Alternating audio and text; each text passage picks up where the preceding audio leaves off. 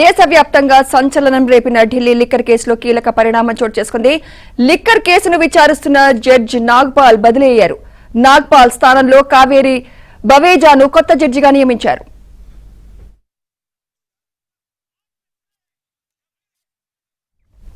ఇదే అంశంపై మరింత సమాచారం మా ఢిల్లీ ప్రతినిధి సతీష్ అందిస్తారు. లిక్కర్ కేసు విచారిస్తున్న జడ్జి నాగ్పాల్ బదిలీ అయినట్టు తెలుస్తోంది. పూర్తి డీటెయిల్స్ తెలియజేయండి సతీష్.